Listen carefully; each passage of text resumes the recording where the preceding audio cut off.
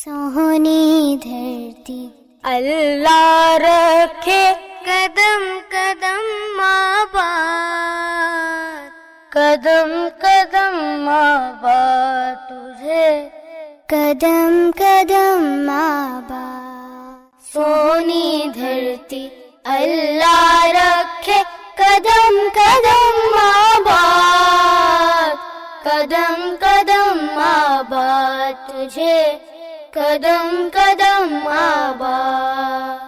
بسم اللہ الرحمن الرحیم. ناظرین محترم، السلام علیکم ورحمۃ اللہ وبرکاتہ.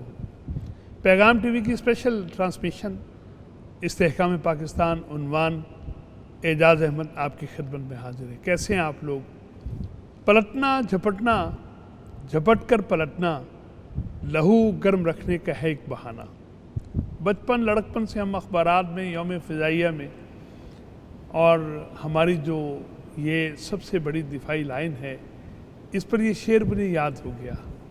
جہازوں کا آنا، پھر ان کا پلٹنا، پھر جھپٹنا. پاکستان کی تاریخ میں جنگیں بار بار مسلط کی گئیں، اور ہماری جو فضائی قوت ہے اس نے بار بار اپنی صلاحیتوں کا اظہار کیا. قیام پاکستان کے وقت ہماری فضائیہ کیسی تھی، مراحل کون کون سے درمیان میں طے کیے گئے، درپیش چیلنجز کیا تھے، مقابلہ کیسا ہوا، اور آج ہماری فضائی دفاعی قوت کس حال میں ہے، مستقبل کے اہداف کیا ہیں. پورا ویژن سارے پرسپیکٹیو میں بات کرنے کے لیے کوئی عام آدمی اہلیت اور استطاعت نہیں رکھتا. ہم نے اس پورے منظرنامے کو بیان کرنے کے لیے جن کی فنگر ٹپس پہ ہے، ایک ایسی شخصیت کو دعوت دی ہے جنہیں آپ دیکھتے رہتے ہیں پیغام کی سکرین پر بھی، اور ویسے بھی آپ جو ہے وہ بڑے مؤثر اور محترم ہیں. آپ سوشل میڈیا پر ان کو دیکھتے رہتے ہیں. میری مراد ہمارے آج کے معزز اور محترم مہمان پیغام کے اسٹوڈیوز میں موجود ہیں، محترم ایئر کموڈور ریٹائرڈ خالد چشتی صاحب.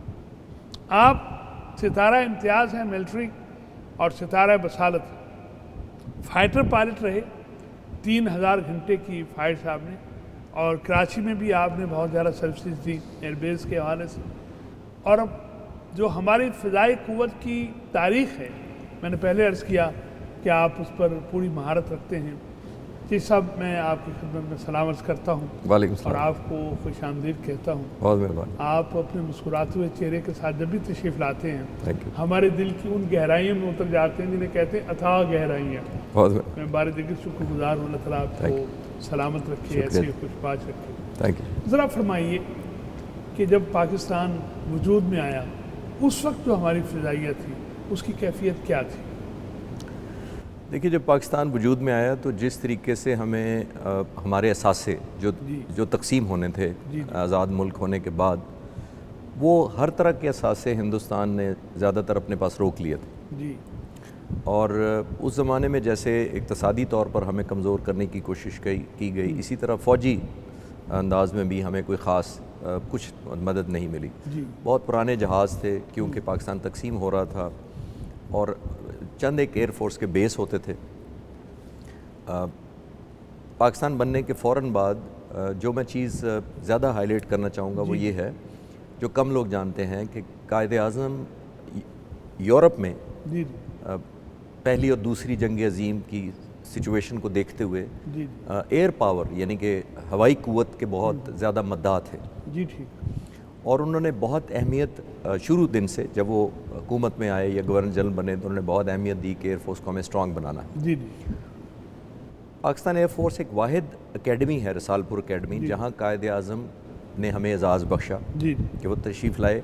زندگی نے ان کو کسی اور ملٹری اکیڈمی میں کا دورہ کرنے کی مہلت نہیں ملی، لیکن پاک فضائیہ کو بہت اہمیت دیتے ہم کر سکتے ہیں. جی. اور اپریل 1948 میں قائد اعظم تشریف لے گئے رسال پور، اور بیماری کے باوجود.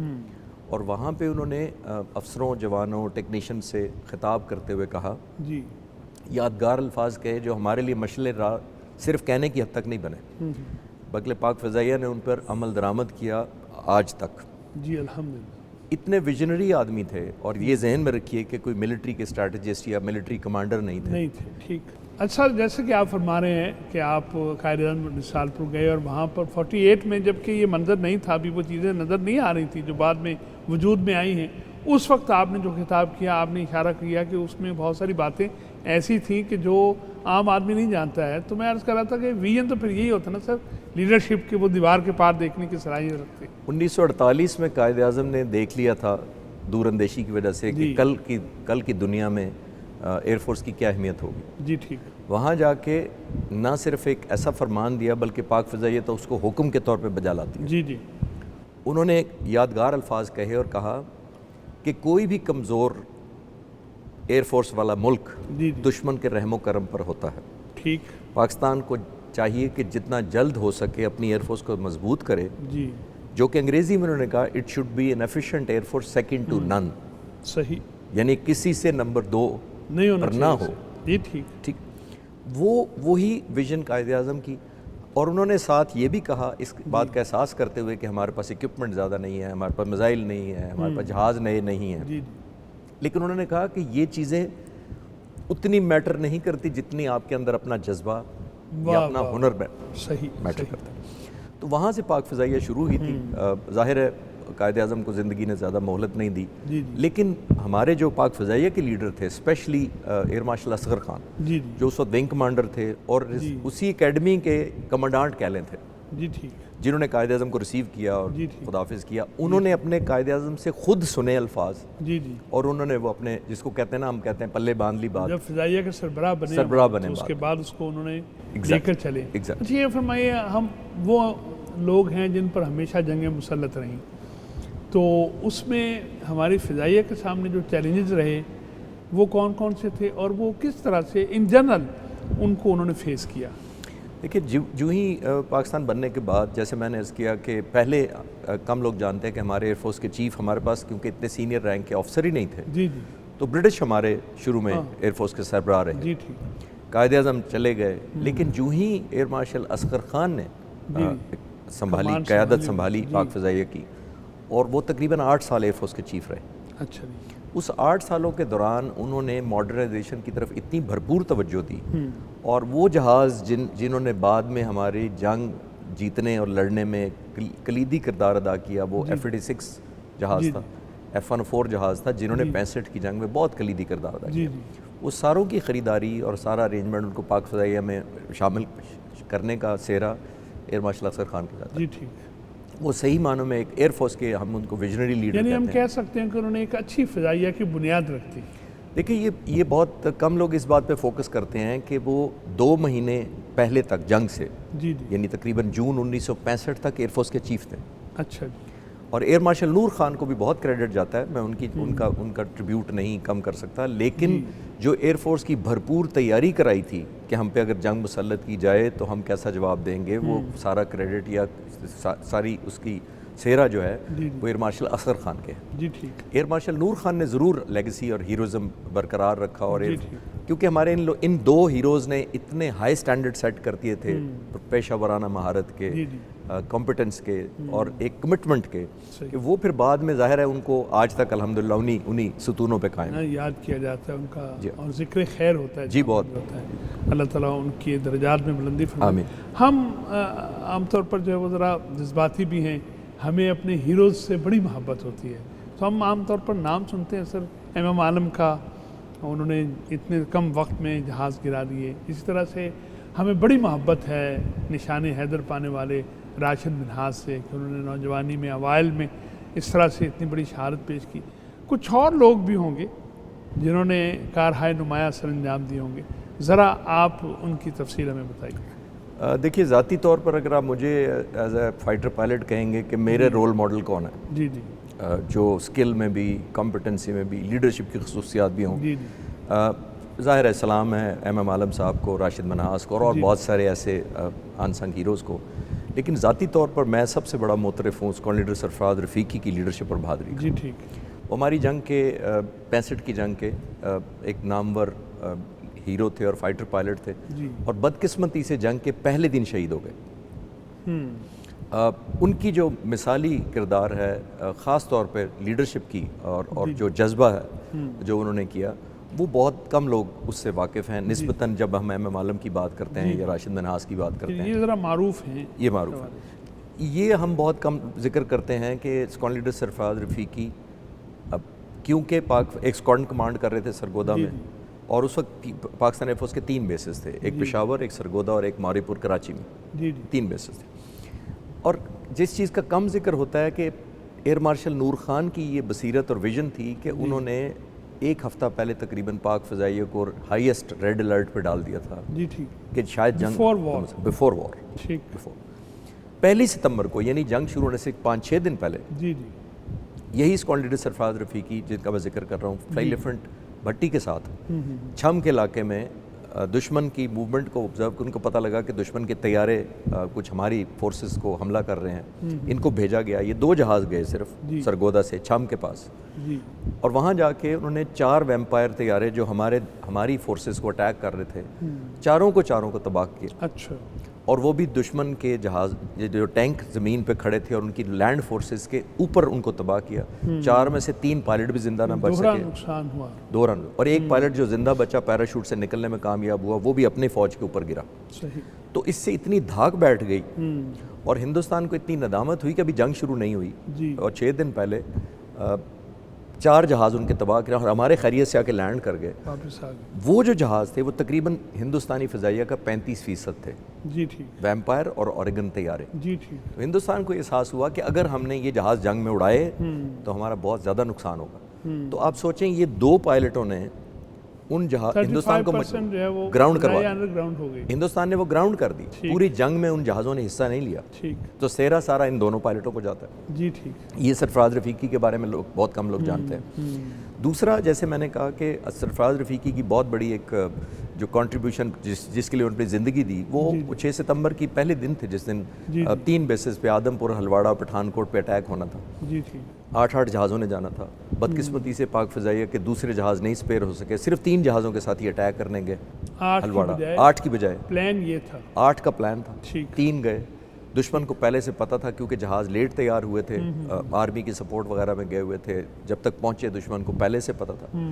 جب انہوں نے فائر کر کے ایک جہاز کو مار گرایا تو ان کی گن جیم ہو گئی, گن نہیں چلتی تھی. یہ میں بتاتا چلوں کہ جب ایک فائٹر پائلٹ کے پاس اسلحہ نہیں رہتا تو اس کے پاس اخلاقی یا فوجی اور سب جواز ہوتا ہے, یہ پروسیجر ہوتا ہے کہ آپ اس نہیں رہیں گے, واپس آ جائیں گے تاکہ آپ دوبارہ اسلحہ لیں, پیٹرول لیں, پھر اگلے دن زندہ رہیں تاکہ آپ لڑ سکیں. لیکن ان کو یہ شدید احساس تھا کہ یہ میں ہندوستان کے ہم نرغے میں ہیں, ان کا اپنا بیسز ہیں اور 7-8 جہازوں نے ہمیں گھیرا ہوا ہے. یہ لوگ ٹوٹل 3 تھے, اس میں سے ان کے پاس کوئی اسلحہ نہیں رہا تھا, نہتے ہو گئے. تو انہوں نے بجائے یہ سوچنے کی, کیونکہ لیڈرشپ, یہی تو میں عرض کر رہا ہوں کہ لیڈرشپ کی جو خصوصیات ہیں وہ ایسے نہیں آ جاتی. انہوں نے سوچا کہ اگر میں چلا گیا تو یہ کم تجربہ کار 2 پائلٹ ہیں ہمارے, یہ واپس نہیں آئیں گے. تو ان کو محسوس ہوا کہ میں اپنی زندگی تو بچا لوں گا لیکن ان کی قربانی دینی پڑے گی مجھے. تو انہوں نے سوچا کہ میں نہیں جاؤں گا. میں اسی جنگ کے اوپر, لڑائی ہو رہی تھی نیچے, یہ اوپر چلے گئے اور ریڈیو سے بات کرتے ہوئے اپنے پائلٹوں کو لڑوانا شروع کر دیا جو جہاز آ رہے تھے. ہندوستانی جہاز جب لڑ رہے تھے اور بھی آتے جا رہے تھے, وہ شدید کشمکش میں تھے اور پریشان تھے کہ اس علاقے میں پاکستان کا کوئی ریڈار نہیں ہے, ان جہازوں کو اتنا خوبصورتی سے کون لڑوا رہا ہے, کیسے یہ منور, ٹائمنگ کیسے اچھے ہیں ان کی, منور کیسے اچھی ہے, یہ بچ کیسے جاتے ہیں آخری وقت, کیونکہ وہ اوپر سے بتا رہے تھے. واہ واہ. یعنی یہ وہ کیفیت تھی جس کے بارے میں اقبال نے کہا تھا نا جی کہ مومن ہو تو بے تیغ بھی لڑتا ہے, بے تیغ بھی لڑتا ہے, شاید ایسے موقع کے لیے کہا. اچھا ایک اور فرمائیے, فضائیہ کے حوالے سے ہم دیکھتے ہیں کہ لاہور 65 میں 7 ستمبر کی جو تاریخ میں 6 میں جب سلسلہ شروع ہوا ہے 6 میں, تو اس میں جو لاہور کے بارے میں کہا جا رہا تھا کہ, اور جو کمانڈر ان چیف تھے انڈین کے لیے, ہم تو جم خانہ جا کر چائے پئیں گے, اور مارک ٹیلی کی بات بھی ہو رہی تھی کہ اس کو بھی دعوت تھی کہ ہم وہاں بیٹھیں گے. یعنی اتنے وہ تیقن کے ساتھ یہ بات کر رہے تھے, لیکن پتہ یہ چلا کہ وہ برباد ہو گئے اور وہ ٹارگٹ اپنا اچیو نہیں کر سکے ہیں.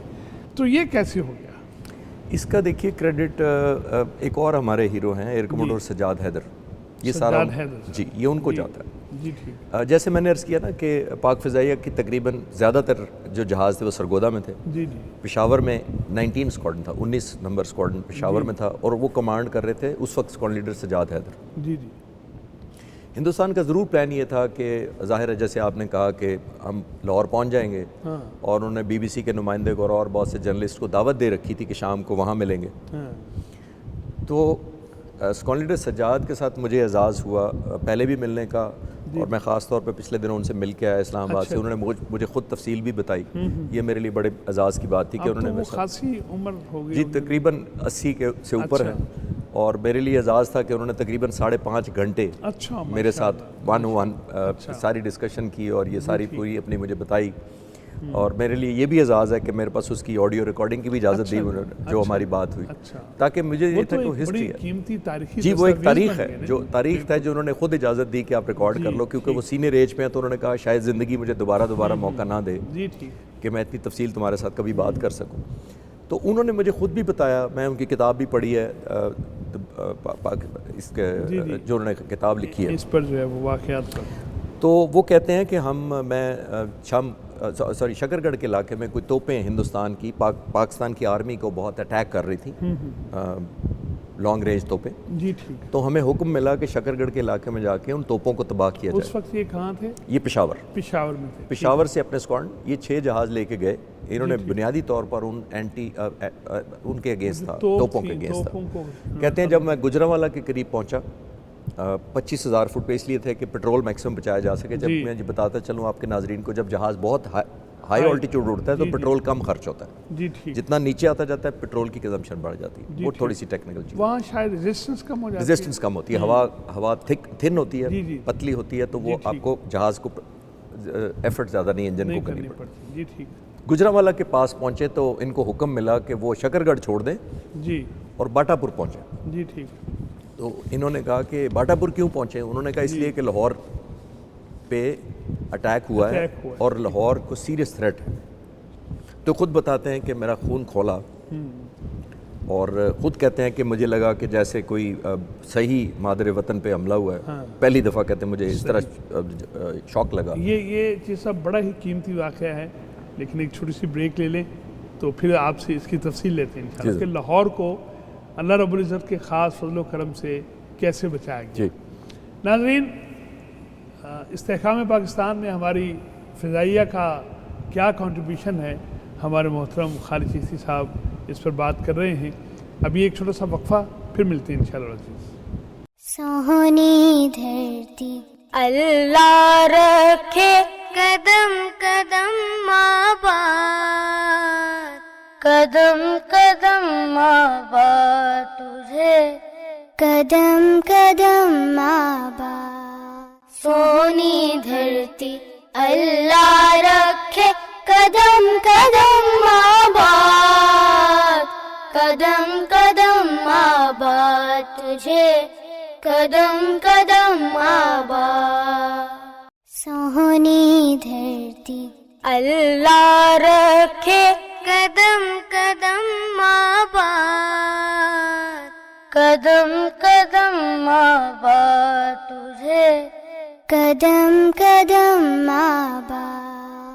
سونی دھرتی اللہ رکھے قدم قدم آباد, قدم قدم آباد تجھے, قدم قدم آباد. ناظرین محترم, خوش آمدید ایک مرتبہ پھر پیغام ٹی وی کی اسپیشل ٹرانسمیشن استحکام پاکستان میں.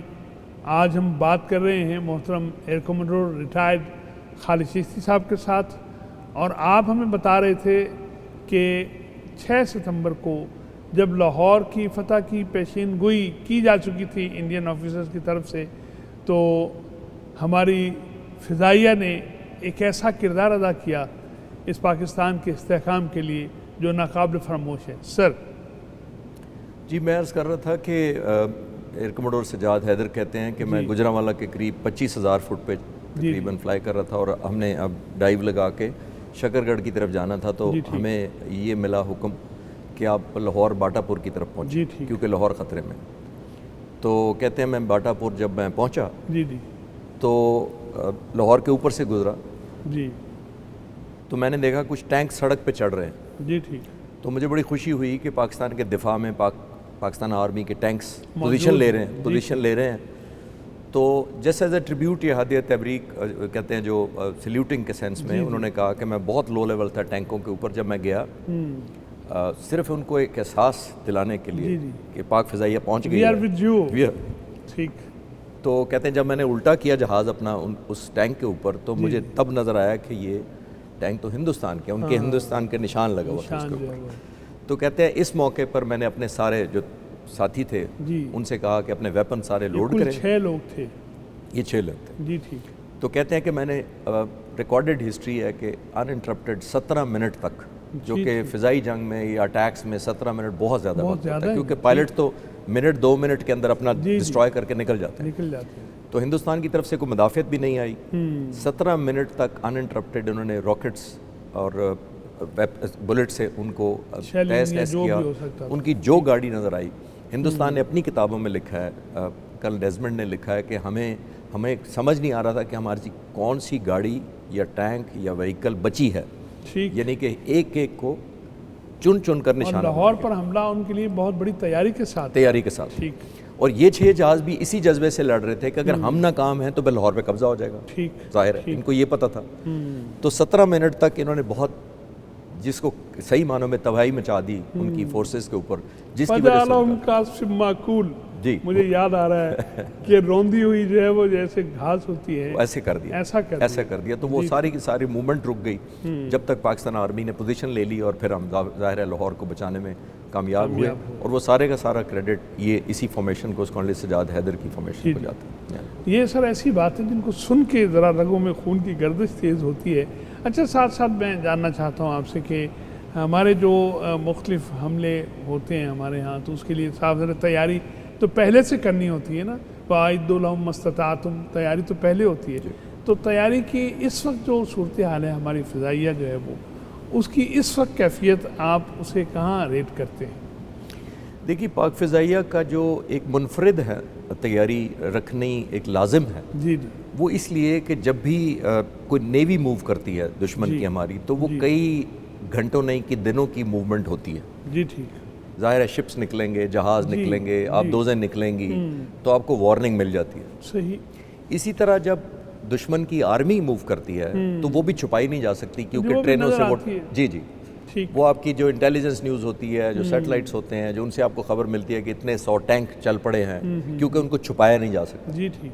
وہ ویزیبل ہوتے ہیں, چاہے وہ بائی سڑک پہ لائیں یا ان کو ٹرین کے رستے سے لے کے آئیں, پیٹرول لے کے شفٹنگ ہو رہی ہے, ویپن اور اسلحہ شفٹ ہو رہا ہے, تو وہ سیکرٹ نہیں رکھا جا سکتا, خبر مل جاتی ہے. ٹھیک. لیکن ایئر فورس کی ایک یونیک کہہ لیں, منفرد کہہ لیں, بلکہ ہماری ایک لمیٹیشن ہے کہ ہمارے خلاف جب کوئی ریئیکٹ کرتی ہے ہندوستان کی ایئر فورس, تو وہ منٹوں کا معاملہ ہوتا ہے, سیکنڈز اور منٹس کے اندر. اس نے ٹیک آف کیا جہاز سے, اور وہ روزانہ ٹیک آف کرتے ہیں, صرف اس نے اپنا منہ ادھر کرنا ہے, اور وہ چند منٹوں میں آپ پہ حملہ آور ہو سکتے ہیں. جی ٹھیک. تو دوسرے لفظوں میں پاک فضائیہ کے اوپر یہ ذمہ داری ہوئی کہ وہ چند منٹ کا بھی دشمن کا جو ریئیکشن ٹائم ہے اسی کے اندر ہم رسپونڈ کریں. جی ٹھیک. بہت محدود وقت ہے. بہت محدود وقت ہے. آپ کے پاس ایک دن کی تیاری نہیں ہے, آپ کے پاس گھنٹے کی تیاری نہیں ہے. اسی لیے پورے پاکستان میں پاک فضائیہ کے پائلٹ ہر وقت 24 گھنٹے دوران امن آلسو پوری کٹ پہنے, ہیلمٹ سامنے رکھ کے, جہازوں پہ میزائل لگا کر, ویپن لگا کے 24 گھنٹے تیار رہتے ہیں.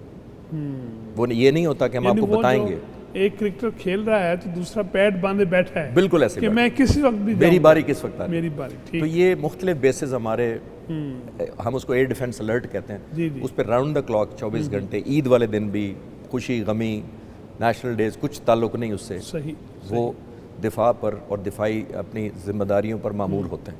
اللہ تعالیٰ ان جوانوں کو سلامت رکھے. آمین. تو یہ تھوڑا سا منفرد ہے ہمارا رول جو ہے, کیونکہ ہمارے پاس ریئیکشن نہیں ہوتا.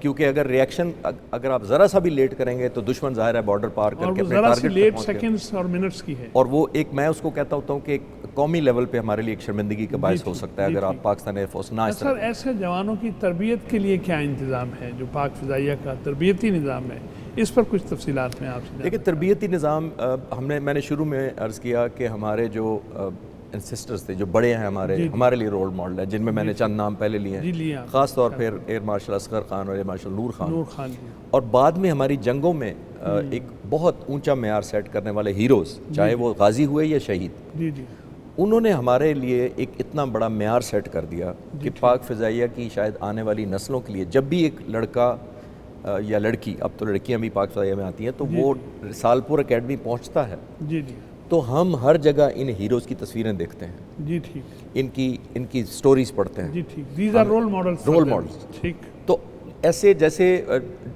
ہمیں ایکسپیکٹیشن کا لیول بتا دیا جاتا ہے کہ اس سے نیچے تو ایکسیپٹیبل ہی نہیں ہے۔ صحیح نوجوان جو جاتے ہیں وہ ان کو پڑھتے بھی تو ہیں نا جی، پڑھایا جاتا ہے، ان کو پڑھایا جاتا ہے، وہ میس میں کھانا کھا رہے ہیں تب بھی تصویر کسی کی دیکھ رہے ہیں، وہ اکیڈمکس کے لیے پڑھ رہے ہیں، وہ فلائنگ کے لیے جا رہے ہیں، وہاں بھی کسی ہیرو کی تصویر لگی ہے، اس کی نیریٹو لکھا ہے کہ اس نے کیا کیا تھا۔ تو ہمارے ذہنوں میں جس کو کہتے ہیں ایک کندہ کر دیا جاتا ہے کہ وہ حرف بحرف کہ اس نے یہ کیا تھا، اس نے ان حالات میں یہ کیا تھا، اس کی تعداد اتنی کم تھی تو اس نے یہ کیا تھا، اس کے پاس گن جیم ہو گئی تھی تو اس نے یہ کیا تھا۔ نوجوانوں کے لیے ٹارگٹ سیٹ کر دیا، تو ہمارے پہ لازم ہو جاتا ہے کہ ہم پھر اسی جس کو کہتے ہیں نا ایکسپیکٹیشن پہ پورا پاکستان ایئر فورس کی اور قوم کی توقعات پہ پورا اترنے کی بھرپور کوشش کریں۔ اچھا، یہ پاک فضائیہ دنیا کی 7ویں بڑی طاقت اس کو کہا جاتا ہے، تو اس میں جو رینکنگ ہے، جو سسٹم ہے، جو مراحل ہیں مختلف، ذرا تھوڑا سا ان کے بارے میں بتائیے، جو اہم عہدے ہیں وہ کون کون سے ہیں؟ دیکھیے مختلف جو کیڈٹشپ ختم کرنے کے بعد تو بنیادی رینکس ہوتے ہیں، جیسے ہمارے آرمی میں ہوتے ہیں سیکنڈ لیفٹیننٹ، ہمارے بھی اسی طرح پائلٹ آفسر، فلائنگ آفسر ہوتے ہیں۔ اچھا، میں کوئی یہ بتاتا چلوں کہ جو ہی ایک ٹریننگ ختم کرتا ہے ایک اور آفسر بنتا ہے 4 سال کی، جی، تو اس کے بعد وہ ایک جونیئر رینک پہ جاتا ہے اور ابھی وہ فائٹر پائلٹ نہیں کھلا سکتا، افسر بن جاتا ہے لیکن اس کو فائٹر پائلٹ نہیں کہا جا سکتا۔ کیوں؟ کیونکہ اس نے ابھی فلائنگ سیکھی ہے، فائٹر فلائنگ نہیں سیکھی ہے، وہ ایک اور بات، وہ ایک اور مرحلہ ہے۔ اس کے بعد وہ فائٹر فلائنگ کی ٹریننگ کے لیے جاتا ہے، وہ تقریباً 2 سال اس کو لگ جاتے ہیں۔ 2 مختلف فائٹرز ہیں ہمارے پاس، ان کے کنورژن کرنے میں 1.5 سے 2 سال کا ٹائم لگتا ہے۔ وہ ختم کرنے کے بعد ابھی بھی اس کو فائٹر پائلٹ تو بن گیا لیکن جنگ کے لیے فٹ نہیں ہے۔ اچھا، اس کے لیے جب وہ اسکواڈن جاتا ہے تو اسکواڈن اس کی جنگی بنیادوں پر ٹریننگ کرتا ہے، یعنی اس کو ہم کہتے ہیں آپریشنل ونگ مین، یعنی اس جہاز پہ آپریشنل کیا جاتا ہے، یعنی وہ اسکواڈن کا جو اسکواڈن کمانڈر ہے وہ ڈیسائیڈ کرتا ہے کہ یہ اب اس سٹیج پہ نوجوان فٹ ہو گیا ہے، اگر جنگ ہوئی تو یہ جا سکتا ہے، اور فلاں کی ٹریننگ ہو رہی ہے وہ ابھی فٹ نہیں ہے۔ جی ٹھیک۔ تو اس کے بعد پھر جیسے ایک آپریشنل ہو گیا، پھر اس کو فردر ٹریننگ کے بعد ایک پیئر کو لیڈ کرنا سکھایا جاتا ہے کہ جب آپ 2 جہاز جائیں گے تو اس میں لیڈر ہوگا، تو ایز اے لیڈر آپ کی کیا ذمہ داری ہے۔ یہ بڑی خوبصورت بات آپ نے کی کہ 2 اگر جہاز بھی جا رہے ہیں جی، ان میں سے ایک لیڈ، اس میں سے ایک ہمیشہ لیڈ ہوتا ہے، ایک نمبر 2 ہوتا ہے۔ رسول رحمت صلی اللہ علیہ وسلم کے مفہوم کا جو مطلب وہی یہی ہے کہ تم میں سے اگر کوئی 2 سفر کر رہے ہو تو اپنے میں سے ایک کو امیر مقرر کر دیا جائے۔ اللہ اکبر، ایک امیر ہوتا ہے۔ اسی طرح اس کو اور ٹرین کیا جاتا ہے کہ 4 جہازوں کو لے جانے کے لیے بھی اس کو فٹنس ملتی ہے، یہ اب اس کی ٹریننگ یا کمپیٹنسیز لیول کی ہوگی 4، اور اس کے بعد 4 کے بعد ان لمیٹڈ ہوتا ہے، 6، 8، 12 جہاز لے جانے کے لیے بھی لیڈر ہوتا ہے، جی ٹھیک، یعنی ایک رہنما پھر بھی ہوتا ہے۔ یعنی اس کے لیے منیمم یہ ہے کہ 4 تک اگر وہ لے گیا ہے اس کو سیکشن لیڈر کے بعد پھر جو ہے وہ جی پھر وہ لے جا سکتا ہے اور زیادہ لوگوں کو مختلف۔ ہمارے پاس جو لڑاکا طیارے ہیں پاک فضائیہ کے پاس، صاف ظاہر ہے کہ یہ پاکستان کی سرحدوں کے دفاع کے لیے کوششیں کافی ہیں اور ان کو زیادہ سے زیادہ بہتر ہونا چاہیے۔ وہ کون کون سے ہیں؟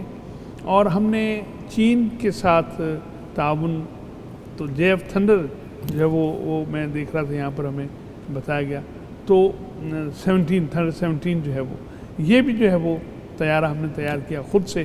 تو تیاری کے مراحل میں ہم کہاں پر ہیں اور ہمارے پاس ہے کیا کیا کچھ؟ دیکھیں ہمارے پاس مختلف فلیٹ ہے اس وقت جو کمبینیشن ہے، جی کچھ ہمارے پاس جہاز بہت پرانے ہیں لیکن پاک فضائیہ نے اپنے وسائل کا استعمال کرتے ہوئے ان کو بہت اپ گریڈ کر دیا اور بہت ساری چیزیں اسٹیٹ آف دی آرٹ اس میں لگی ہوئی ہیں۔ جیسے میں آپ سے بتاتا چلوں کہ ہمارے پاس مراج طیارہ ہے فرانس کا، وہ 50s کا جہاز ہے، اچھا پرانا، لیکن آپ سننے میں آپ کو لگے گا کہ یہ شاید 40-50 سال پرانا جہاز ہوگا، لیکن پاک فضائیہ نے کیونکہ ہماری مراج ریبلڈ فیکٹری ہے کامرا میں، اس ریبلڈ فیکٹری میں ہم نے اس نے اتنی ٹرانسفارمیشن کی اس جہاز کی، اور جو ماڈرن ایکوپمنٹس ہیں، جو فائر سسٹم ہے، جو نیویگیشن سسٹم ہے، جو میزائل ویپن فائرنگ سسٹم ہے، ان سب کو اپ گریڈ کیا ہے۔ تو ہمارے پاس اب سب سے بڑا ایک اسٹرائک رول میں جو اٹیک جس کو کہتے ہیں، جب آپ نے کرنا ہوتا ہے کسی دشمن کے گرد، وہ انٹرسیپٹر بھی ہے لیکن مینلی اٹیک رول میں استعمال ہو سکتا ہے مراج جہاز، یہ ایک فلیٹ ہے ہمارے پاس۔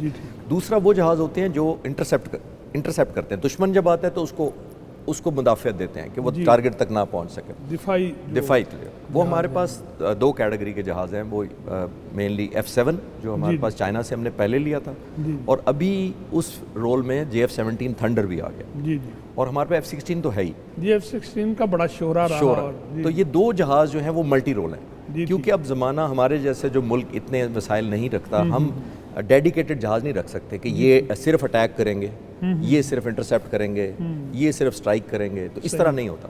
یہ ڈیفینڈر بھی ہیں, یہ سب کچھ اور اوفینسو بھی ہیں. ایگزیکٹلی, جب موقع آئے گا تو یہ ڈیفینس بھی کر سکتے ہیں, یہ اوفینس بھی کر سکتے ہیں. تو ہمارے پاس اس وقت 2 کیٹیگریز کے جہاز, مراج بھی اٹیک اور سٹرائک رول میں استعمال ہو سکتا ہے, ڈیفینس میں بھی استعمال ہو سکتا ہے, لیکن مین ہمارا جو اسٹیٹ آف دی آرٹ یا ماڈرن جہاز جس کو ہم آج کل کہتے ہیں وہ F-16 اور JF-17 تھنڈر ہے. یہ 2 جہاز ہیں جو ملٹی رول جس کو میں کہہ سکتے ہیں. آپ ان کو اسٹرائک بھی بھیج سکتے ہیں, ان کو اٹیک بھی بھیج سکتے ہیں, ان کو ڈیفینس بھی کر سکتے ہیں, جیسا بھی کرنا چاہیں وہ کر سکتے ہیں. اور یہ میں بتاتا چلوں آپ کے ناظرین کی خوشی اور اطمینان کے لیے, جی آپ فرمائیے, دنیا میں جتنے ڈاکٹر صاحب فائٹر جہاز بنتے ہیں وہ پرائیویٹ کمپنیاں بناتی ہیں. پرائیویٹ کمپنیاں بتاتی ہیں, جیسے کاروں والے, میں نام نہیں لیتا, مختلف کاروں کے ماڈل ہیں, وہ بناتے ہیں, موٹر سائیکلوں کے ماڈل ہیں. وہ کار جیسے پرائیویٹ بنائی کسی نے, وہ ایئر فورس کے پاس آتے ہیں کہ ہم سے یہ خرید لیں. ایک کمپنی آئے گی, دوسری بھی آئے گی, تیسری بھی آئے گی, ایئر فورس کو جو مناسب لگے گا. ہماری گورنمنٹس کاریں بھی تو خریدتی ہیں اسی طرح. تو دنیا میں یہ F-16 اور جتنے جہاز امریکہ میں بنتے ہیں یہ امریکہ نہیں بنا رہا, یہ پرائیویٹ کمپنیز ہیں جو امریکن ایئر فورس کو بھی بیچتی ہیں, جو دنیا میں بھی اجازت نامہ چاہیے ہوتا ہے حکومت امریکہ کا کہ جی ہم اجازت دیں گے لیکن بنا آپ سکتے ہیں. تو آپ حیران ہوں گے کہ دنیا میں ایک واحد پاکستان ملک ہے جس نے پاکستان ایز اے قوم یہ فائٹر جہاز بنایا JF-17. کسی کمپنی کیونکہ بن نہیں سکتا تھا, ہمارے ریسورسز نہیں. جب یہ پروگرام کے آخر میں تو میں نے ہدیہ تبریک پیش کرنا بھی ہے, لیکن اس جہاز کو بنانے والے کو ناظرین میں اور آپ مل کر سلام پیش کر رہے ہیں. پاکستان کے دفاع کے لیے جو لوگ یعنی اپنی جانیں لڑا رہے ہیں حالت امن میں بھی, اس کے لیے سوچنا, اس کے لیے ویژن, ڈیزائننگ چیزیں, اور پوری کی پوری آپ کی ٹیم جو ہیں وہ. اچھا یہ فرمائیے کہ ہمارے جو آپریشنل بیسز ہیں وہ کہاں پر ہیں, جس کے نتیجے میں ہم اپنے بیسز 2-3 طریقے کے ہوتے ہیں, 2-3 کیٹیگریز کے ہوتے ہیں. ایک فلی آپریشنل بیس ہوتا ہے ڈاکٹر صاحب, جو ہر وقت آپریشنل میں رہتا ہے, تیاری ہوتی ہے. اور ایک کچھ ایسے بیسز ہوتے ہیں جب حالات کو خطرناک ہوتے ہیں تو تب ان کو ایکٹیویٹ کر دیا جاتا ہے. تو ہمارے مین بیسز جو ہیں اس وقت, اگر میں نارتھ سے شروع کروں تو پشاور, اچھا جی, میاں والی, سرگودا, شور کوٹ. ساؤتھ کی طرف اب اگر ہم چلے جائیں تو ویسٹ کی طرف کوئٹہ, یعنی کہ سمگلی بیس ہے, اور ساؤتھ میں ہمارے پاس موری پوریا پہلے ہوا کرتا تھا اور اب اس کا نام PF بیس مسرور ہے. اور ان بٹوین ہمارے پاس ایک بڑا بیس ہے جیکب آباد, جو ہم نے ابھی ریسنٹلی ایکٹیویٹ کیا ہے, جو کہ گیپ کو فل کرتا ہے, جو ملتان آنورڈ کوئی ہمارے پاس قابل ذکر بیس نہیں تھا کراچی تک, تو پھر ایک جیکب آباد نے بہت اچھا ایک رول پلے کیا. اچھا جی صاحب یہ فرمائیے کہ ویسے تو میں متاثر ہوتا جا رہا ہوں آپ سے, بہت زیادہ معلومات ماشاءاللہ اتنی آپ اچھی دے رہے ہیں کہ ادھر جنگوں میں ہم پڑھتے ہیں, حالات یہاں کے ہمارے سلیبس میں بھی شامل ہیں, لیکن ساؤتھ میں اس کے بارے میں ہمیں کوئی زیادہ خبر نہیں ہے. کراچی جو تھا ان جنگوں میں, وہاں پر بھی تو فضائیہ موجود ہے, ایئر بیس ہے, ان کا کنٹریبیوشن کیا رہا اس ان کا کنٹریبیوشن؟ واقعی آپ صحیح کہہ رہے ہیں کہ زیادہ تر فوکس ہمارا پشاور سے جو کورنیل سجاد حیدر کی فارمیشن گئی تھی 19 اسکواڈن, اور سرگودا میں ہمارے پاس اسکواڈن تھے, ان کا 65 کی جنگ میں زیادہ رول نظر آتا ہے یا ذکر زیادہ ہوتا ہے.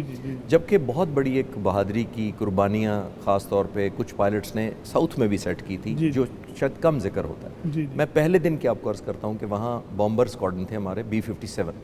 B-57 بامبر کی یہ خصوصیت ہے کہ وہ بمبار طیارہ ہے لیکن وہ لڑاکا طیارہ نہیں ہے. جیسے میں نے تھوڑی دیر پہلے عرض کیا کہ F-16 یا یہ ملٹی رول ہیں, اگر یہ بامبنگ کے لیے جا رہے ہیں اور اگر دشمن ان کو تھریٹ کرے, اپنے بام پھینک دیں گے, لڑائی کر لیں گے. بامبر یہ نہیں کر سکتا. بامبر نے بام پھینک کے وہ لڑ نہیں سکتا اس سینس میں. تو پہلے دن ایک بہت ہیرو ہیں جن کو میں بہت بڑا ہیرو مانتا ہوں, اور وہ ہیں اسکواڈ لیڈر شبیر عالم صدیقی. یہ بامبر اسکواڈن میں تھے, 6 فٹ دراز قد ماشاءاللہ سے, ہینڈسم. صبح گئے اسکواڈن, جنگ شروع ہوئی, ان کو حکم یہ تھا کہ انہوں نے رات کو جام نگر 450 کلومیٹر دور ماری پور سے ہندوستان کا ایک بیس ہے, اس کو اٹیک کرنا تھا. پہلے دن یہ پتہ تھا کہ میرا مشن رات کو ہے, لیکن جنگ کی 6 ستمبر شروع ہوتے ہی اسکواڈن صبح پہنچ گئے. سارا دن تیاری کرائی, نقشے تیار کیے, رات کو اٹیک کرنا ہے. 7 ساڑھے 7 بجے کے قریب اندھیرا ہوتے ہی چلے گئے جی ٹھیک. جام نگر. اور یہ ذہن میں رکھیے گا کہ نارملی دن کو سارے فائٹر جہاز فارمیشن میں جاتے ہیں, 2 یا 4 یا 6 یا 8 ڈپینڈ کرتا ہے. بامبر اکیلا جاتا ہے. اچھا. کیونکہ ایک دوسرے کو رات کو دیکھ نہیں سکتے تو آپ فارمیشن مینٹین نہیں کر سکتے. جی ٹھیک. بامبر اکیلا جاتا ہے, ریڈار پک نہ کر لے تو لو لیول جاتا ہے, یعنی کہ 150-200 فٹ سمندر کے اوپر 450 کلومیٹر. بڑی آپ کو بہت ذہنی انرجی چاہیے ہوتی ہے کیونکہ آپ اتنے لو اڑتے ہیں سمندر سے. جی اسکل بھی چاہیے, ریڈار پہ بھی نہیں آنا ہے, ریڈار پہ بھی نہیں آنا ہے, اوپر بھی نہیں جانا ہے. جی ٹھیک. تو یہ ایک ہی رات میں 2 اٹیک کر کے 12:30 بجے کے قریب رات کو لینڈ کر چکے تھے جام نگر پہ. اچھا. صبح کے آئے ہوئے ہیں اور اب ان کا حق بنتا تھا یا لازم تھا کہ یہ چلے جاتے آرام کرنے کے لیے, لیکن یہ فلائنگ کی تلاش میں تھے کہ شاید مجھے کوئی موقع مل جائے. اچھا. جو کہ کتابوں میں اجازت نہیں ہے کہ ہم کوئی دوسرے مشن کے بعد انسان رات کا اتنا مشکل 450 کلومیٹر جانا, 450 واپس آنا. یہ وہ جذبہ ہے سر جی جسے جذبہ شوق شہادت جو کیفیت کی جاتی ہے. میں تفصیل آپ سے لیتا ہوں. ناظرین, باتیں ایسی کہ روکنے کو جی نہیں چاہتا, ٹیکنیکلٹی ضرورت. شارٹ بریک, پھر ملتے ہیں انشاءاللہ. سہنی دھرتی اللہ رکھے قدم قدم آباد, قدم قدم آباد تجھے, قدم قدم آباد. سونی دھرتی اللہ رکھے قدم قدم آباد, قدم قدم آباد تجھے, قدم قدم آباد. سہنی دھرتی اللہ رکھے قدم قدم آباد, قدم قدم آباد تجھے, قدم قدم آباد. سونی دھرتی اللہ رکھے قدم قدم آباد, قدم قدم آباد تجھے, قدم قدم آباد. ناظرین ویلکم بیک. آپ پیغام ٹی وی کی اسپیشل ٹرانسمیشن استحکام پاکستان کے حوالے سے سن رہے ہیں, اور آج ہمارا موضوع ہماری فضائیہ ہے, پاک فضائیہ. ہمارے اڑتے ہوئے جہاز اور ان میں بیٹھے ہوئے ہمارے خوبصورت نوجوان جو اس عزم کے ساتھ اٹھتے ہیں اور یہ شوق شہادت لے کر اٹھتے ہیں کہ ہم نے اس ملک کے دفاع کے لیے, استحکام کے لیے جب ضرورت پڑے گی. یہ دراصل وہ لوگ ہیں جی صاحب جو اپنی جانیں ہتھیلیوں پہ لیے پھرتے ہیں. زمانہ امن میں بھی فضائیہ کے لوگ تو ایٹ رسک ہوتے ہیں. بعض اوقات ہم سنتے ہیں سر یہ کہ تربیتی طیارہ کوئی گر گیا یا کوئی اس طرح کا معاملہ ہو گیا, وہ نوجوان, تو یہ اس کی وجہ کیا ہوتی ہے؟ کوئی فنی خرابیاں آ جاتی ہیں؟ جی اگر آپ اجازت دیں تو میں بات پچھلی جو بریک سے پہلے آپ کر رہے تھے مکمل کر لوں ان کی شہادت کی, اس کے بعد میں اس سوال تو میں یہ عرض کرتا اسکواڈرن شبیر عالم صدیقی یہ 2 مشن کے بعد اسکواڈرن میں رہے کہ شاید کوئی موقع مل جائے. صبح کے آئے ہوئے تقریباً رات کو 3 بجے ان کو ایک اور اللہ تعالیٰ نے موقع دیا. ان کے جو جانے والے پائلٹ تھے انہوں نے میڈیسن لی تھی, ڈاکٹر نے ان کو فلائنگ سے روک دیا. انہوں نے رضاکارانہ طور پر پیش کیا کہ تیسرے مشن پر میں جاتا ہوں, اور وجہ یہ دی کہ فریش پائلٹ اس لیے نہ جائیں کہ میں نے وہ جگہ بھی دیکھی ہوئی ہے, میں نے وہ روٹ بھی دیکھ لیا, میں نے جو نقصان کر سکا ہوں وہ بھی پتہ ہے, جو رہ گیا وہ بھی کرتا ہے, وہ بھی کروں گا, تو اس لیے مجھے جانے دیں. ٹھیک. پھر اکیلے چلے گئے ایک نیویگیٹر ہمارے اسلم قریشی صاحب کے ساتھ, کیونکہ نیویگیٹر بھی ہوتا تھا ساتھ. اچھا. یہ تیسرا مشن جو رات کو تقریباً 4 بجے ٹارگٹ پہ پہنچے, واپس نہیں آ سکے. اچھا. اور یہ ہندوستان اور پاکستان کی تاریخ میں پہلا اور آخری واقعہ ہے کہ ایک ہی رات میں کسی بامبر پائلٹ نے تیسرا مشن اڑایا. مگر پیس ٹائم میں بھی نہیں ہوتا, یہ دوران امن میں بھی نہیں ہوتا, دوران جنگ ہوا, اور انہوں نے اپنی جان قربان کی ساؤتھ سے صرف اس موٹیویشن سے کہ شاید میں ٹارگٹ کو بہتر سمجھتا ہوں, شاید میں دشمن کا زیادہ نقصان کر سکتا ہوں. انہوں نے اپنے ساتھیوں کو کنونس کیا اور چلے گئے. تو ایسے ایسے کارنامے انجام دیے ہیں جو شاید کم نظروں میں آتے ہیں. اب میں آتا ہوں آپ کے اس سوال پہ جو آپ نے کہا ہے کہ بعض اوقات ہمارے تربیتی جو جہاز, دیکھیے ہمارا جب مشین چلتی ہے, فائٹر جہاز اڑتا ہے یا تربیتی جہاز اڑتا ہے, اس کو یہ نہیں پتہ ہوتا جہاز کو کہ یہ میں تربیت کے لیے اڑ رہا ہوں یا جنگ کے لیے اڑ رہا ہوں. صحیح صحیح. آپ نے فائرنگ بھی کرنی ہے, آپ نے بامبنگ بھی کرنی ہے, آپ نے راکٹنگ بھی کرنی ہے, آپ نے کامبیٹ بھی کرنی ہے, جس کو ہم ڈاگ فائٹ کہتے ہیں. وہ پیس ٹائم اور جنگ میں سارا کچھ ہوتا ہے, صرف آپ آخر میں ویپن فائر نہیں کرتے. تو ہمارا تربیت تقریباً سمجھیں جنگ کی طرح ہی ہوتی ہے, صرف اصلی میزائل فائر نہیں کرتے. جی ٹھیک. اس کا مطلب یہ ہوا کہ اس میں رسک اتنا ہی ہوا. جی ٹھیک. کامبیٹ کے دوران رسک اتنا ہی ہوا, کسی ایکسیڈنٹ کا رسک بھی اتنا ہی ہوا. جو جہاز کی اپنی قابلیت ہے اور جو صلاحیت ہے, جو اس کے انجن کی ہے, الیکٹرانکس کی ہے, وہ بھی ہر روزانہ امتحان میں ڈالی جاتی ہے. جی ٹھیک. تو میں کہنا یہ چاہ رہا ہوں کہ اگر آپ دوران تربیت اگر کوئی کریش یا ایکسیڈنٹ ہوتا ہے, اس کی وجہ یہ ہوتی ہے کہ آپ جس کو انگریزی میں کہتے ہیں نیئر ریئل ٹائم کامبیٹ کر رہے ہوتے ہیں, جو اصل آپ نے کرنی ہے, تو اس میں رسک ہوتا ہے. یعنی وہ 100% ہے, یہ 95 پلس ہو جاتا ہے. تو پھر رسک ایلیمنٹ چاہے امن ہو یا جنگ ہو, وہ آپ کو لینا پڑتا ہے, کیونکہ تربیت کی ایک قیمت ہوتی ہے. جتنی آپ اچھی تربیت کریں گے زمانہ امن میں, اتنی ہی. میں ایک ضرور کوٹ کرتا جاؤں, جب میں کیڈٹ بھرتی ہونے گیا تو ہماری اکیڈمی میں سامنے ایک لکھا ہوا تھا انگریزی میں, وہ مجھے آج سمجھ زیادہ آتا ہے اور آپ بھی بہتر سمجھ پائیں گے جب میں عرض کرتا ہوں. اس میں لکھا ہوا تھا, the more you sweat in peace, the less you bleed in war.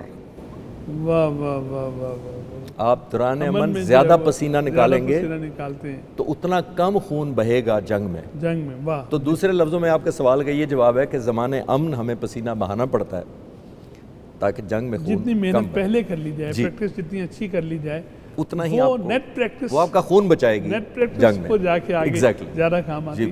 اب جو ہماری بحریہ ہے نیوی, ان کے پاس بھی ایئر اسکواڈرن ہے اپنا, تو وہ لنک ہے یا انڈیپینڈنٹ ہے, اس کی کیفیت ذرا بتائیے. نیوی کے پاس جو جہاز ہیں وہ بنیادی طور پر ان کی اپنی جو رول یا چارٹر ہے اس کو سپورٹ کرنے کے لیے. فار ایگزامپل میں آپ کو عرض کرتا ہوں, جیسے سب مرینز ڈیٹیکٹ کرنے کے لیے. سب مرینز پانی کے, ہم سب جانتے ہیں کہ پانی کے بہت نیچے اٹھتی ہے, چلتی ہے, اور اس کے سب سے زیادہ اس کا ڈیٹیکشن بڑی مشکل ہوتی ہے, یعنی اس کو پکڑنا کہ کہاں پہ ہے, کیونکہ وہ بیٹری آپریٹ کرتی ہے, وہ ایگزاسٹ نہیں کرتی, کوئی ببل نہیں چھوڑتی, کوئی انجن کا آؤٹ لیٹ نہیں چھوڑتی, تو وہ اس کو ڈیٹیکٹ کرنا بڑا مشکل ہوتا ہے. تو اب یہ جو طیارے آ گئے ہوئے ہیں سب مرین ڈیٹیکٹ کرنے کے لیے, یہ فلائنگ کرتے ہوئے ریڈارز میں ٹیکنیکل زیادہ بات نہیں کرنا تھا کہ ناظرین سمجھ پائیں, یہ اپنے ریڈار کے ذریعے انڈر واٹر سب مرین کو ڈیٹیکٹ کر لیتے ہیں. یہ اس کے لیے ان کے پاس ہیں. پھر ان کو ڈسٹروائے کرنے کے لیے بھی ان کے پاس ایسے ویپنز نیوی کے پاس ہیں کہ اگر وہ سب مرین نظر آئے تو وہ ظاہر ہے اس کو تباہ بھی کر سکیں. بنیادی طور پر پاک بحریہ کے پاس فائٹر جہاز نہیں ہے, کیونکہ عام طور پہ ہمارے پاکستان ایئر فورس جو کراچی ہماری پور میں ہمارے جو فائٹر بیس ہیں وہی ڈیڈیکیٹڈ رول ادا کرتے ہیں کہ اگر پاک بحریہ کو ضرورت پڑے گی تو وہ ایسے ویپنز ہمارے پاس ہیں, پاک فضائیہ کے پاس ایسے ویپنز ہیں کہ ان کے جہازوں کو, بحری جہازوں کو, یا مختلف جو ٹارگٹ سمندر کے اندر ہمیں ملیں گے ان کو ہم تباہ کرنے کی صلاحیت پاک فضائیہ رکھتی ہے. اچھا, ہم آخری حصے میں ہیں. ایک بات جو میں شروع میں کرنا چاہ رہا تھا, میں کہا اس کو آخر میں لے لیتے ہیں. 27 فروری 2019 فوراً جو ہے وہ ہمیں ایک منظر نظر آتا ہے, 2 جہاز گرے پڑے ہیں, ایک پائلٹ پکڑا گیا ہے, اس کو لوگ کچھ زد و کوب بھی کر رہے ہیں, اور ہماری آرمی کے لوگوں نے ان کو ریسٹ بھی کیا ہے, رکھا ہے, ابھینندن. پھر اس کو چھوڑا بھی گیا. لیکن اس سے پیشتر کی جو کیفیت تھی, ذرا میں چاہتا ہوں وہ ہمارے یہاں ڈسکس نہیں ہوتی.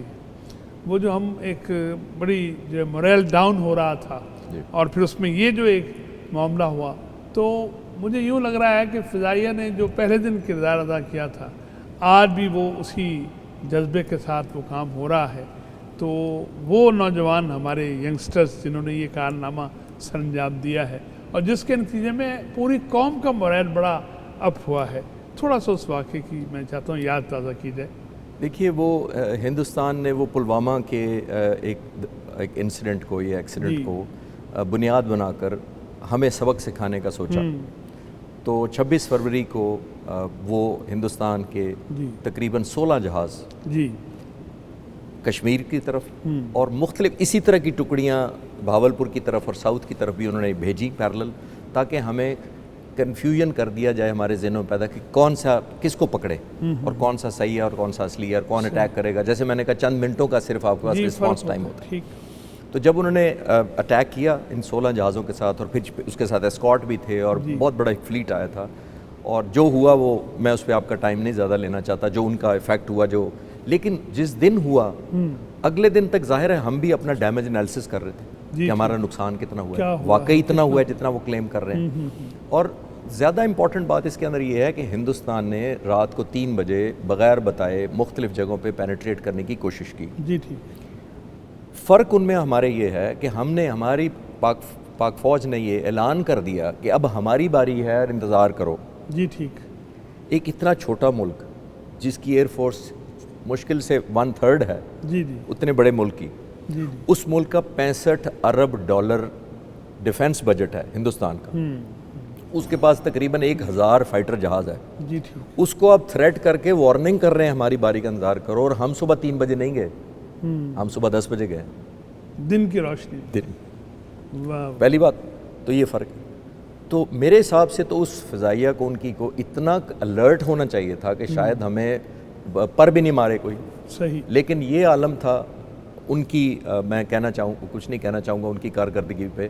الحمدللہ ہماری پلاننگ اس وقت تک کمپریہنسو تھی کہ پہلے ہم نے کچھ جہازوں کی اسٹرائک بھیجی، جی ٹھیک، وہ پاک فضائیہ نے ویڈیو کلپ بھی ریلیز کر دی جس کے اندر دکھایا گیا کہ یہ ٹارگٹ تھے، نشانہ بنتے دکھایا، پھر بوم ادھر فائر کر دیا، صحیح، بتایا کہ اگر یہاں میں بٹن پریس کرتا تو یہاں گرتا، یہ آپ کا ٹارگٹ تھا، میں نے ہٹا کے مارا ہے تاکہ آپ کو بتا سکوں کہ میں کر سکتا ہوں، ہم یہ بھی کر سکتے، یہ بھی کر سکتا ہوں۔ ٹھیک، اب ان کے طیارے آئے، ظاہر ہے یہ اب ان کو چیلنج کرنا تھا انہیں، جی لیکن ہمارا کمپریہنسو اتنا فلیٹ تھا کہ وہ آبویسلی انکاؤنٹر ہوا، اور ان کی مس ججمنٹ کہہ لیں پائلٹ کی، کہ ان کی اگریشن شاید بالکل بلائنڈ قسم کی اگریشن تھی، وہ یہ بھول گئے کہ ہم ظاہر ہے ہم بھی تیاری کر کے بیٹھے ہوئے جی ہیں، ٹھیک، اور اسی میں وہ انگیجمنٹ ہوئی، اور 2 جہاز ہم نے جو مار گرائے جی فور شور۔ بدقسمتی یہ ہے کہ ہمارے اس طرح جس طرح کا ہمیں پہلے ہندوستان، بدقسمتی یہ ہے کہ ہمیشہ یہ مس جج کرتا رہا ہے کہ شاید وہ ہمیں بلی کر لے گا یا ہمیں دھمکیاں دے کے ڈرا لے گا، ذرا بڑھ کے زیادہ انڈر ایسٹیمیٹ کرتے ہیں، انڈر ایسٹیمیٹ کرتے ہیں۔ تو پھر دنیا نے دیکھا کہ پاک فضائیہ نے نہ صرف اپنے بڑوں کی ان کی جو نقش قدم پہ چلی، یادیں روشن کی، لیکن نہ صرف وہ کیا بلکہ قوم کی امیدوں کو کسی حد تک کسی بھی طرح مایوس نہیں ہونے دیا اپنی قوم کو۔ تو یہ فرق دونوں میں یہ تھا کہ انہوں نے چھپ کے وار کیا تھا، ہم نے اعلان کر کے بھی کیا تھا، اور دن کی روشنی میں کیا تھا۔ اچھا، اس وقت میں آپ نے بھی یہ سنا ہوگا، تو پہلے کیفیت کیا تھی اور بعد میں پھر کیا ہوا؟ آپ کی جو پرسنل فیلنگز ہیں، چونکہ آپ تو حصہ ہیں نا جی۔ ڈاکٹر صاحب، پہلے دن جو 26 تاریخ جس دن ہندوستان نے حملہ کیا، جی، being a retired air force officer and a former fighter pilot, جی جی، فیملی، دوست پاکستان میں، پاکستان سے باہر، انہوں نے بہت مجھے رابطے بھی کیے، میڈیا انہوں نے بہت فون کیے کہ نہیں جی ہماری ایئر فورس کہاں تھی، یہ کیا بات ہوئی جی، یہ کیوں ہو گیا جی، سارا کچھ ہو گیا۔ تو ظاہر ہے میرے لیے بڑا پریشان کن دن تھا 26 والا دن، جس دن ہندوستان نے کیا ہوا تھا حملہ، ہمیں ڈیمیج بھی نہیں پتا تھا، جیسے عرض کیا میں نے کہ کس طرح کتنا نقصان ہوا ہے۔ تو ظاہر ہے میں نے ان سے کہا کہ نہیں، ہماری ایئر فورس خدا نہ خواستہ اتنی نااہل نہیں ہے کہ جس طرح آپ یہ امپریشن بنا رہے ہیں، انشاءاللہ جس طرح انتظار کریں کہ ہم بیٹھیں گے نہیں یا اس کو آرام سے نہیں لیں گے، تاکہ ہم میسیج دینا چاہتے تھے کہ ہم بھی جاگ رہے ہیں۔ تو اگلے دن پاک فضائیہ نے جب اٹیک کیا تو ظاہر ہے پھر مجھے مبارکبادوں کے فون آنے شروع ہو گئے۔ ہندوستان کے اینالسٹ سب سے زیادہ کرٹیسائز ہندوستان کو اس بات پہ کر رہے ہیں کہ ہم نے جو ہوا رکھا ہوا تھا، کریٹ کیا ہوا تھا اپنے قوم کے ذہنوں میں کہ جب موقع آیا ہم پاکستان کو دھول چٹا دیں گے اور پتہ نہیں گھس کے ماریں گے، تو وہ سارا آپ نے غائب کر دیا، کیونکہ ایٹ دی اینڈ ابھینندن انہوں نے پکڑ لیا، چائے پلا دی، واپس بھی بھیج دیا، پکڑا بھی گیا، اور پھر وہ جو ایک مومنانہ شان ہے اس سے واپس بھی کر دیا، اس کا خیال بھی رکھا گیا، اسے واپس بھی بھیجا گیا۔ اچھا، ہمارے نوجوان جن کے جذبے اڑتے ہیں، وہ خود بھی اڑنا چاہتے ہیں کہ ہم جائیں پاک فضائیہ کو جوائن کریں، ان کے لیے مشورہ کیا ہے؟ اور یہ جو جذبہ ہے اس کی حفاظت ہمارے نوجوان کیسے کر سکتے ہیں؟ دیکھیں، سب سے بڑا پرائیڈ جو ہم نہیں بتاتے، اور شاید پاک فضائیہ خود بھی بڑی ہمبل ہے یا انکساری کرتی ہوئی ہے، یہ دنیا کی واحد ایئر فورس ہے جس نے 4 ملکوں کے جہازوں کو مارا ہوا ہے۔ جی ٹھیک، ہندوستان، جی، اسرائیل، افغانستان، سوویت یونین۔ صحیح، جب سوویت یونین نے افغانستان پہ قبضہ کیا ہوا، جی بالکل ایسا، 4 ملکوں کو مارا ہوا ہے۔ ہمارے پائلٹ دنیا بھر میں، یہ اعزاز کسی اور ملک نہیں ہے۔ ایک بات تو یہ ہے، جو بچے جوائن کرنا چاہتے ہیں، میں ایک سمپل اور مختصر بات کرنا چاہوں گا کہ یہ جگہ نوکری پیشہ لوگوں کے لیے نہیں ہے، جن کا مائنڈ سیٹ یہ ہے، یہ پیشن نوکری ہے، کرنی، جن کا پیشن یہ ہے کہ مجھے کوئی نوکری کرنی ہے اس لیے ایئر فورس میں کر لوں، یہ ان کے لیے جگہ نہیں ہے۔ ایگزیکٹ، جس کا یہ ہے کہ مجھے جذبہ ہے اس ملک کے لیے میں کچھ کر دوں، جی، یہ جگہ ان کے لیے بس۔ واہ واہ واہ واہ، اگر آپ صرف جس کو انگریزی میں کہتے ہیں نا اگر آپ جاب سیکر ہیں ہاں تو پھر یہ جگہ آپ کے لیے نہیں. پھر یہ ضرور یعنی یہ ہوا کہ یہ ضرورت کی چیز نہیں ہے, یہ ادارہ محبت یہ پیشن اور محبت اور آپ کی لگن کا ہے کہ میں نے اپنی پیشن پوری کرنی ہے, میں اس ملک کے لیے کچھ کرنا چاہتا ہوں, جی ٹھیک, تو اس ملک کو کنٹریبیوٹ کرنا چاہتا ہوں. شاید آپ زیادہ دیں اور آپ کو کم ملے, لیکن جب تک یہ جذبہ ہوگا نہیں آپ کی پرفارمنس وہ نہیں ہو سکتی جو ہمارے ہیروز نے کی. یہ سب چلتے چلتے ایک بات کہ جو ہمارے ہاں آنے والے دن ہیں, تو ہم تو آپ کو بھی لیڈر سمجھتے ہیں کہ آپ بھی دیوار کے پار دیکھتے ہیں, تو پاک فضائیہ کی یہ جو ٹریک ریکارڈ ہے سارا, اس کو پیش نظر رکھتے ہوئے آنے والے دنوں میں جو چیلنجز ہیں ان کے حوالے سے آپ کیا سمجھتے ہیں کہ we are ready for that? Sir not only ہم سب کے لیے تیار ہیں, لیکن ہماری دیکھیں یوتھ ہماری, میں اکثر جب نوجوانوں سے بات کرتا ہوں جی تو میں کہتا ہوں کہ آپ ہمارے ملک کی 100% نہیں ہیں ہمارے ملک کا, صحیح, لیکن ہمارے ملک کا مستقبل آپ 100% ہی ہیں. واہ, آپ 100% آج 100% نہیں ہیں لیکن آپ ہمارے 100% مستقبل آپ ہیں. بالکل ٹھیک ہے, دونوں میں فرق یہ ہے. بالکل تو چاہے وہ بچہ ایئر فورس میں جوائن کرے یا نہ کرے, سب سے بڑی بات ہمیں چاہیے کہ اس ملک کو ہم اون کریں. جی ٹھیک, ہمارا سب سے بڑا ایشو یہ ہے جس دن آپ اون کر لیتے ہیں تو اپنے گھر کا ڈیفینڈ کر سکتے ہیں. آپ ایک گھر میں بیٹھے ہیں, میں اس گھر کا مالک نہیں ہوں, میں کچھ بھی نہیں ہوں, میرا تعلق نہیں ہے اس سے, اس گھر پہ حملہ ہو جائے میں نکل جاؤں گا پچھلے گیٹ سے. جی ٹھیک, کیونکہ میری اپنائیت اس گھر سے نہیں ہے, فیلنگ نہیں ہے. جس دن آپ اس گھر کو اپنا سمجھیں گے, جس دن اپنی ماؤں بہنوں کی عزت کو یہ سمجھیں گے کہ کسی نے تھریٹ کیا تو یہ میری عزت ہے, جی ٹھیک, اس دن آپ کا جذبہ ڈیفرنٹ ہوگا. جس دن آپ ایک کمرے میں یا ایک مکان میں بیٹھے ہوئے ہیں, اس پہ حملہ ہو تو مکان ہوگا تو آپ نکل جائیں گے, گھر ہوگا تو اٹیک کریں گے. واہ واہ, لاٹ آف ڈفرینس, جو ہم کہتے ہیں lot of difference between house and home. The ownership, یہ اونرشپ جو ہے وہ اونرشپ ہے بنیادی میں طور آپ پر. کی خدمت سلام عرض کرتا ہوں سر, آپ نے بہت قیمتی وقت, آپ ٹائم آپ کا سینڈوچ ہوتا ہے, ہمیں پتہ ہے, پہلے بھی مصروفیت بعد میں مصروفیت. ناظرین محترم, بڑی خوشگوار شخصیت ہے اور ہمارے ساتھ ہمیشہ تعاون کرنے والے, ہماری سرپرستی کرنے والے محترم ایئر کمانڈر ریٹائرڈ خالد چشتی صاحب آج ہمارے مہمان, اور میں آپ کی طرف سے بھی ان کا شکر گزار ہوں. فضائیہ کے حوالے سے جو استحکام پاکستان میں ہماری فضائی قوت کا جو کنٹریبیوشن ہے, آپ نے اس پر بات کی, ہم پھر بھی آپ کو سر زحمت دیں گے, آپ تشریف لائیے گا ہمارے ہاں. حالت جنگ اللہ نہ کرے ہو, اس میں جہازوں کا اٹھتا ہوا دیکھنا, ہم تو اہل لاہور, اس میں بھی لوگ بڑا انجوائے کرتے ہیں کہ وہ جہاز جا رہا ہے, لیکن یہ کہ جو مارچ پاس ہوتے ہیں فضائی اور مختلف طرح کے رنگ چھوڑتے ہوئے ہمارے جو جہاز ہیں اور ان میں بیٹھے ہوئے ہمارے جو جوان ہیں, ہمیں بڑا اچھا لگتا ہے. ہمارے جو یہ پر ہیں ونگز, ہمیں یہ جو جوان ہیں یہ ہمارے دلوں پر راج کرتے ہیں, ہمیں ان سے بڑی محبت ہے. اور میں نے شروع میں عرض کیا تھا کہ یہ اپنے خون کو گرم رکھتے ہیں, حالت امن میں بھی پلٹنا جھپٹنا, جھپٹ کر پلٹنا لہو گرم رکھنے کا ہے ایک بہانہ. اس دعا کے ساتھ جو میں آپ ہم سبھی کرتے ہیں کہ اللہ تعالیٰ اس ملک کی حفاظت فرمائے اور اس کے استحکام کو مزید بہتر کرے. یہ سب ہم چلتے چلتے پاکستان زندہ باد. ناظرین محترم, اجازت دیجیے, السلام علیکم ورحمۃ اللہ وبرکاتہ. سہنی دھرتی اللہ رکھے قدم قدم آباد, قدم قدم آباد تجھے, قدم قدم آباد.